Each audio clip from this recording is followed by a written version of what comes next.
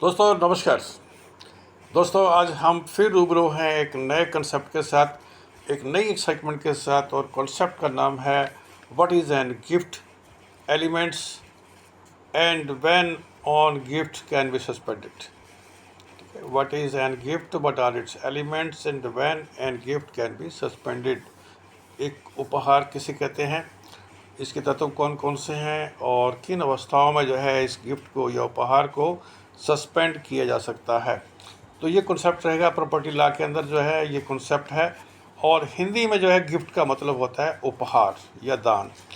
जो एक व्यक्ति अपनी मर्जी से दूसरे व्यक्ति को किसी चीज़, सामान या पैसा या प्रॉपर्टी को उसके बदले में बिना कुछ मांगे दे देता है, यानी कि निस्वार्थ भाव से दे देना, किसी को गिफ्ट कर देना यानी दान कर देना, तो उसके बदले में कुछ भी मांगा नहीं जाता है।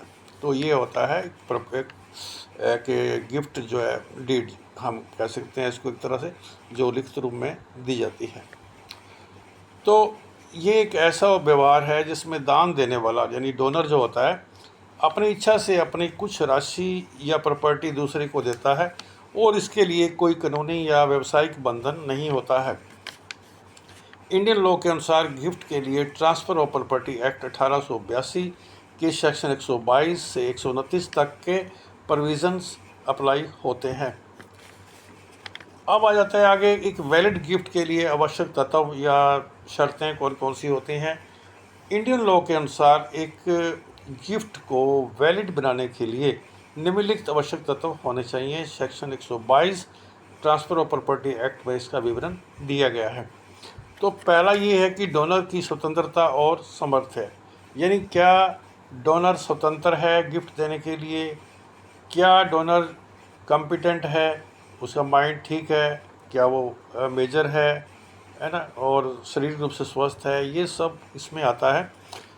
तो गिफ्ट देने वाला व्यक्ति डोनर मेजर होना चाहिए, 18 साल से ज़्यादा की उम्र होनी चाहिए, वो साउंड माइंड होना चाहिए, शारीरिक रूप से स्वस्थ होना चाहिए, जैसे मैंने जिक्र किया अभी आपको।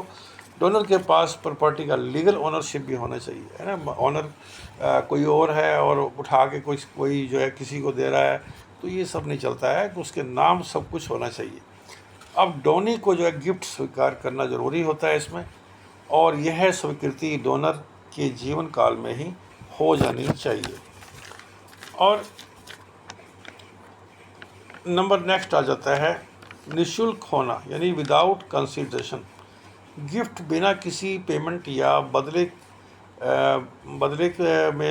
को दिया जाना चाहिए, यानी कि बिना किसी पेमेंट और बदले में कुछ ना उम्मीद करते हुए दिया जाना चाहिए। अगर कोई पेमेंट या बदला मांगा जाता है तो वो गिफ्ट नहीं होता है। नेक्स्ट पॉइंट है प्रॉपर्टी ऑफ ट्रांसफ़र, यानी कि प्रॉपर्टी को ट्रांसफ़र करना। गिफ्ट में प्रॉपर्टी मूवेबल या इमूवेबल की ओनरशिप डोनर से डोनी को ट्रांसफ़र होनी चाहिए। ठीक है, डोनर दान देने वाला, डोनी दान लेने वाला। मूवेबल प्रॉपर्टी के लिए गिफ्ट डीड का रजिस्ट्रेशन होना बहुत ज़रूरी होता है। Section 123 transfer of property act में इसका विवरण दिया गया है। नेक्स्ट पॉइंट है रिटन डॉक्यूमेंट एंड रजिस्ट्रेशन, यानी जब ज़रूरी हो तो इमूवेबल जो प्रॉपर्टी होती है उसके गिफ्ट के लिए एक लिखित गिफ्ट डीड बनाई जानी चाहिए, और उसका रजिस्ट्रेशन इंडियन रजिस्ट्रेशन एक्ट 1908 के तहत होना बहुत ज़रूरी है। मूवेबल प्रॉपर्टी के लिए रजिस्ट्रेशन ज़रूरी नहीं होता है, लेकिन डिलीवरी से गिफ्ट कंप्लीट हो सकता है। नेक्स्ट पॉइंट है कानूनी नियम का पालन करना, है कंप्लायंस विद लॉ। गिफ्ट कानूनी रूप से वैलिड होना चाहिए और किसी भी कानून के खिलाफ नहीं होना चाहिए, जैसे फ्रॉड या पब्लिक पॉलिसी के खिलाफ होना, ये सब नहीं होना चाहिए। अब आ जाता है नेक्स्ट जो है आगे, जो लास्ट कॉन्सेप्ट है इसका, कि when a gift can be suspended. एक गिफ्ट को जो है सस्पेंड या कैंसिल करना मुश्किल होता है, क्योंकि एक बार गिफ्ट वैलिड रूप से कंप्लीट हो जाए तो ट्रांसफ़र और एक्सेप्टेंस के साथ तो उसे वापस लेना या सस्पेंड करना आमतौर पर संभव नहीं होता है, लेकिन कुछ विशेष अवस्थाओं में गिफ्ट सस्पेंड या रिवोक किया जा सकता है। Section 126 transfer of property act के अंदर जो है इसका विवरण दिया गया है। तो ये पॉइंट्स है कुछ जिसका जिक्र हम कर लेते हैं। पहला पॉइंट है म्यूचुअल एग्रीमेंट, समझौते से। अगर डोनर और डोनी दोनों इस बात पर सहमत हो जाएं कि गिफ्ट सस्पेंड या रिवोक किया जाए तो ऐसा किया जा सकता है। यह एग्रीमेंट लिखित रूप से होना चाहिए। नेक्स्ट पॉइंट है कंडीशनल बेसिस पर। अगर गिफ्ट किसी विशेष शर्त के साथ दिया गया हो, जैसे कंडीशन लगा दी जाती है कि अगर ये होगा तो आपको ये मिलेगा, नहीं, इस तरह से कंडीशन लगा दी जाती है, और डोनी उस कंडीशन को पूरा ना कर पाए उस समय काल के अंदर, तो डोनर गिफ्ट को सस्पेंड या रिवोक कर सकता है। और उदाहरण के लिए हम देख लेते हैं कि अगर गिफ्ट डीड में लिखा हो कि डोनी को प्रॉपर्टी का इस्तेमाल किसी विशेष तरीके से करना है और वो ऐसा ना कर पाए तो गिफ्ट सस्पेंड हो सकता है। नेक्स्ट पॉइंट है फ्रॉड या ज़बरदस्ती कह सकते हैं। अगर गिफ्ट फ्रॉड, गलती से कोई प्रस्तुत किया कोई डॉक्यूमेंट मान लो, या दबाव के कारण या ज़बरदस्ती के तहत किया गया हो, तो डोनर इसे कोर्ट के ज़रिए सस्पेंड या कैंसिल करवा सकता है या करवा सकती है। नेक्स्ट पॉइंट है अनड्यू इन्फ्लुएंस, अनुचित प्रभाव। अगर डोनर पर डोनी ने अनुचित प्रभाव डालकर गिफ्ट लिया हो तो कोर्ट के ज़रिए गिफ्ट को चैलेंज किया जा सकता है। नेक्स्ट पॉइंट है इलीगल पर्पस, गैर कानूनी उद्देश्य। अगर किसी गैर कानूनी उद्देश्य के लिए गिफ्ट दिया गया हो तो वो वाइड या सस्पेंड किया जा सकता है। और नेक्स्ट पॉइंट है फेलियर ऑफ कंसिडरेशन, यानी शर्त का पूरा ना होना। अगर गिफ्ट किसी शर्त पर दिया गया हो, जैसे डोनी ने कोई काम करना है और वो शर्त पूरी नहीं करता, तो गिफ्ट सस्पेंड या रिवोक हो सकता है। और जैसे कि फ्रॉड या पब्लिक पॉलिसी के खिलाफ मामला हो कोई, तो आगे है एक बार यदि गिफ्ट डीड रजिस्टर हो जाए। असल में होता क्या है कि यदि एक बार भी गिफ्ट डीड रजिस्टर हो जाए और पोसेशन ट्रांसफ़र हो जाए तो उसे सस्पेंड या रिवोक करना बहुत ही मुश्किल होता है, जब तक कि ऊपर दी गई वजह में से कोई एक वजह सामने ना आए।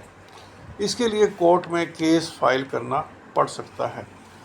फिर कोर्ट के चक्कर काटते फिर जाओ, पहले गलती करो बाद में घूमते फिर जाओ। यही सब होता है बहुत बार, है ना। गलतफहमी के अंदर भी कई बारी जो है गिफ्ट डीड हो जाती है और कई बारी जो जल्दबाजी में हो जाती है। वैसी अवस्था में कोर्ट की तरफ जाना पड़ सकता है। तो गिफ्ट डीड का महत्व क्या है, इसको थोड़ा देख लेते हैं। इमूवेबल जो प्रॉपर्टी होती है, यानी जो प्रॉपर्टी मूव नहीं करती, जैसे ज़मीन है ना, ये प्रॉपर्टी ऐसी है जो मूव नहीं कर सकती, एक जगह पर रहती है। इमूवेबल जो प्रॉपर्टी के लिए रजिस्टर्ड गिफ्ट डीड ज़रूरी होती है, वरना गिफ्ट लीगली वैलिड नहीं होती। अब आ जाती है टैक्स की भूमिका। अब इसमें भारत सरकार आ जाती है, अब इसमें टैक्स के मामले में, यानी टैक्स लेने के चक्कर में। तो ऐसी हालत में क्या हालत रहेगी गिफ्ट लेने वाले की, या देने वाले की तो खैर नहीं, लेकिन लेने वाले की। गिफ्ट पर इनकम टैक्स एक्ट 1961 के सेक्शन 56(2) के तहत टैक्स लग सकता है अगर गिफ्ट की वैल्यू एक निश्चित लिमिट, यानी आमतौर से जो है 50,000 पर ईयर हम मानते हैं, उससे ज़्यादा हो तो डोनी स्पेसिफिक रिलेटिव्स की कैटेगरी में यदि मान लो ना आता हो। यानी एक तो 50,000 पर ईयर शर्त है, ठीक है, उससे ज़्यादा हो मान लो उसकी वैल्यू। दूसरा ये है कि जो डोनी है वो कोई विशेष रिश्तेदारी के अंदर उसके नहीं आता है डोनर के जो है, तो ऐसी अवस्था में टैक्स लगने की संभावना 99.9% हो जाती है, आप ये मान के चलिए।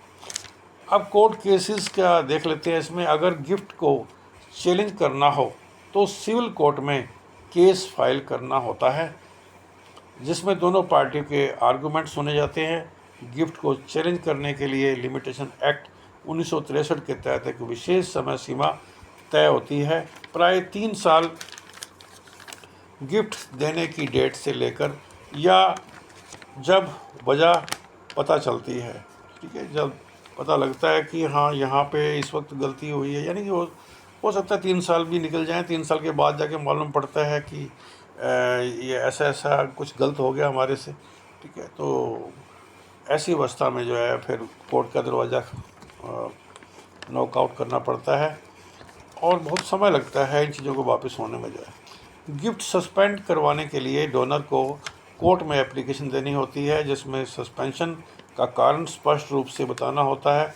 कोर्ट दोनों पार्टी के आर्गूमेंट्स और सबूत, जैसे कि गिफ्ट डीड और या कोई धमकी दी गई हो, है ना, गिफ्ट मेरे को दो नहीं तो मैं ये कर दूंगा या ये कर दूंगी, है ना, इस तरह से कई बार हो सकता है धमकी दी गई हो, तो उसके प्रूफ वगैरह भी होने चाहिए। या शर्त का उल्लेख देखता है कोर्ट कि शर्तें क्या थी इसकी, और फिर उसके ऊपर जो है फैसला लेता है। सो दोस्तों, उम्मीद है कि ये कॉन्सेप्ट आपको अच्छे समझ में आया होगा और मैंने बहुत सिंपल भाषा में मैं बताने की कोशिश करता हूँ। शायद काफ़ी आप में से मेरे से सहमत भी नहीं होंगे, है ना। मेरे पास कोई भी जुगाड़ नहीं है किसी तरह का एडिटिंग का, कुछ और है। मैं जो बोलता हूँ वो फाइनली होता है, वो फाइनल रेसल ही है, बस पहली और अंतिम रेसल ही होती है वो। और अभी कुछ प्रबंध नहीं है, कुछ शरीर स्वस्थ नहीं है, कई फैक्टर हैं बीच में, तो ऐसी हालत में मुझे बैठ के ही ये सब बताना पड़ता है। बस मैं एक्साइटेड रहता हूँ कि मैं आपको कुछ बढ़िया दे सकूँ, बस मेरा अंतिम उद्देश्य यही है। और उसके लिए मैं हर कोशिश करता हूँ इधर उधर से मटेरियल इकट्ठा करके और आप तक पहुँचाने की। समय कम होता है, रात का समय ही होता है मेरे पास, जिसमें मैं कुछ बढ़िया कलेक्ट करके मैं आपके सामने प्रस्तुत करने की कोशिश करता हूँ। सो बस ये है कि भाई थोड़ा आप इसको सब्सक्राइब करते जाना, मेरा हौसला बढ़ता चला जाएगा।